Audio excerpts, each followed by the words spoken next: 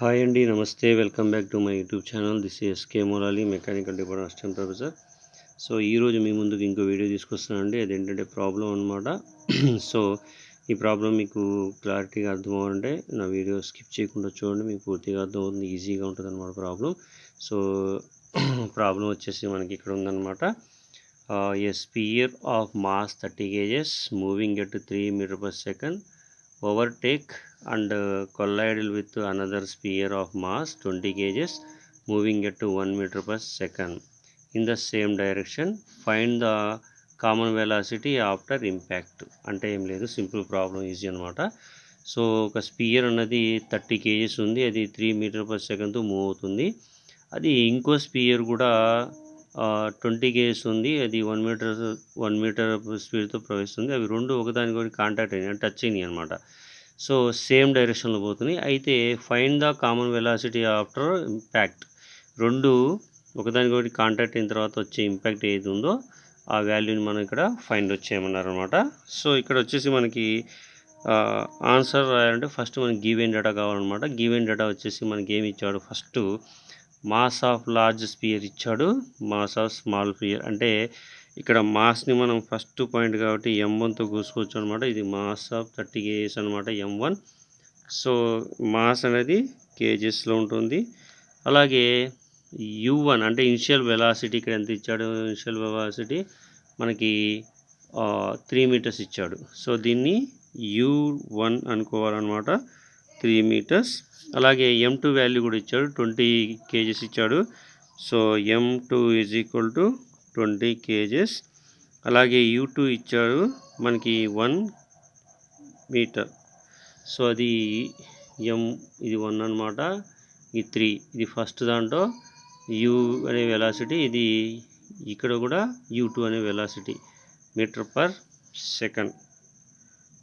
Metre per second velocity is equal to metre per second. Okay, ఇప్పుడు మనకు కావాల్సింది ఏంటంటే కామన్ వెలాసిటీ ఆఫ్టర్ ఇంపాక్ట్. ఈ రెండు ఒకదానికి ఒకటి కాంటాక్ట్ అయిన తర్వాత కామన్ వెలాసిటీ అంటే మనకు ఈక్వేషన్ ఉందన్నమాట. ఆ ఈక్వేషన్ వచ్చేసి v is equal to what. So ఇక్కడ v is equal to equation వచ్చేసి m1 u1 plus m2 u2 by m1 plus m2. So ఇప్పుడు ఇచ్చిన వాల్యూలో మనం ఏదైతే వాల్యూ ఇచ్చారో దాంట్లో సబ్స్టిట్యూట్ చేసినట్టయితే ఆన్సర్ వస్తుందన్నమాట. m1 వాల్యూ వచ్చేసి 30 ఇంటూ u1 వచ్చి 3 ప్లస్ m2 వచ్చేసి 20 ఇంటూ 1 డివైడెడ్ బై ఇక్కడ 30 ప్లస్ 20. సో ఇక్కడ v వాల్యూ అనేది వస్తుంది, మనం చూద్దాం ఏ విధంగా వస్తుందో. So 30 into 3 plus 20 into 1 divided by 30 plus 20.